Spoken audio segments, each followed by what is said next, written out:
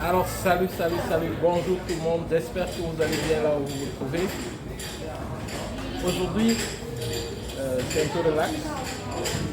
Je suis à un rendez-vous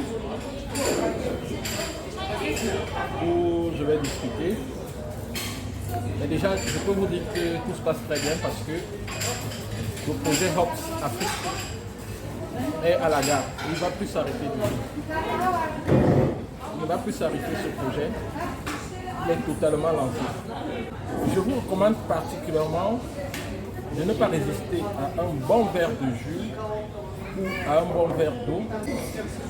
Parce que lorsque vous faites du business en général et en particulier du business avec l'Afrique, vous êtes exposé à plusieurs comportements toxiques qui peuvent gravement détériorer votre santé et même entraîner votre mort.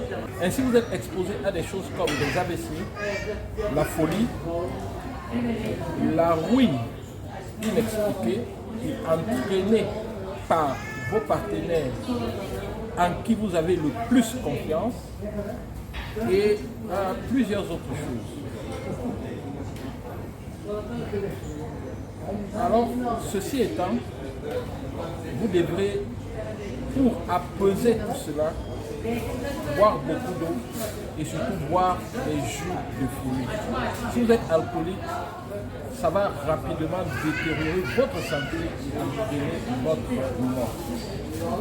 Heureusement pour moi, je ne prends pas une seule goutte d'alcool. Je ne fume pas. Bref, j'évite les stupéfiants. Sinon, avec tous les coups reçus ces derniers 10 jours,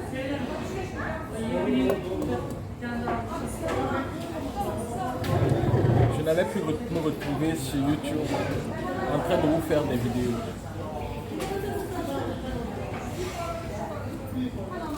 J'ai eu à prendre plusieurs kilos d'oranges qui m'ont été pressés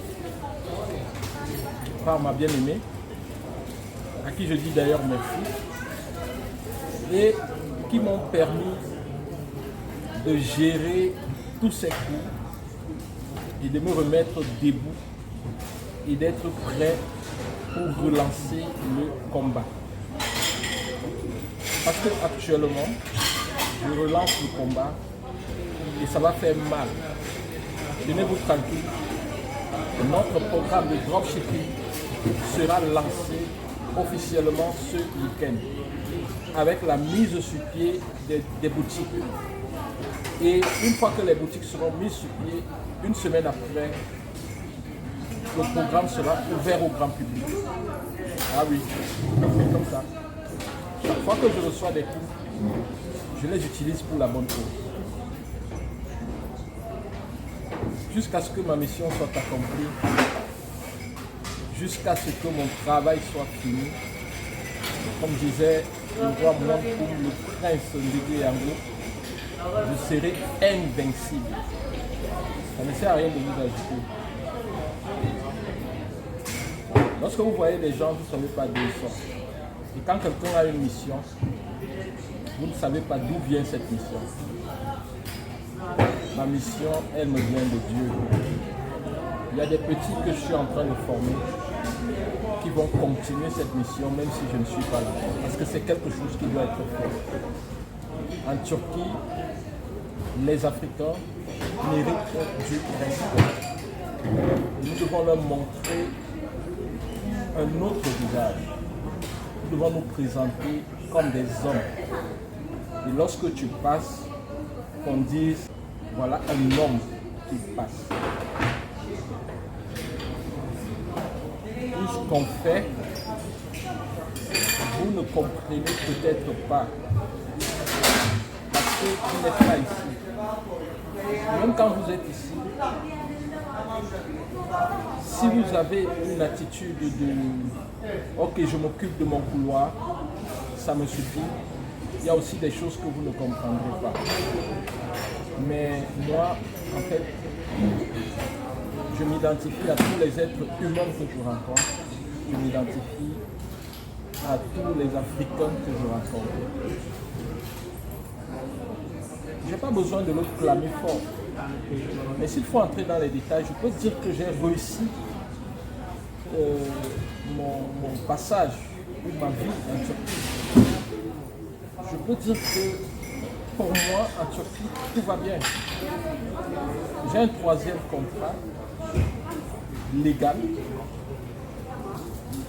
dans une entreprise leader dans le marché turc et parmi les 10 premières dans son domaine en Europe. Je peux dire que c'est une réussite. Et je peux me contenter de ça. Je suis convoité non seulement par des maisons d'édition scientifique, par certains journaux également, pour des relectures. Je n'ai pas le temps pour le faire, mais vu la pression et les conseils de mon groupe, j'ai dû accepter un journal scientifique ces derniers temps. Je suis harcelé depuis pratiquement 1 an pour écrire le chapitre d'un livre sur mon expertise. Et s'il plaît à Dieu, ça sera fini. Parce qu'en fait, au départ, je ne voulais pas. Et je suis proposé, je suis abordé dans plusieurs autres universités africaines, turques. Bref, je peux dire que tout ça, c'est un succès. Mais pour moi, ce n'est pas un succès. Ce n'est pas un succès parce que je vois encore plusieurs de nos frères qui voyagent pour la Turquie apporter énormément de la valeur à certains de nos frères de la Turquie. C'est-à-dire que juste lors d'un passage ou alors lors d'un achat à distance, ils déposent 5 000, 10 000 $, c'est énorme. Juste pour des vestes, juste pour des chemises, juste pour de la lingerie, c'est énorme. Et le revers de tout cela, c'est que parfois, après tout cela, vous vous rendez compte que le vendeur continue parfois de vous traiter sans considération. Et ce qui fait que je sélectionne clairement les fournisseurs avec qui je travaille. J'ai besoin qu'on respecte l'Afrique. Pour vous, c'est peut-être un vain mot, mais pour moi, c'est important. Et le respect de l'Afrique passe d'abord par les Africains doivent se respecter eux-mêmes et se respecter entre eux. Ça commence par là. Nous devons nous respecter nous-mêmes et nous devons nous respecter entre nous.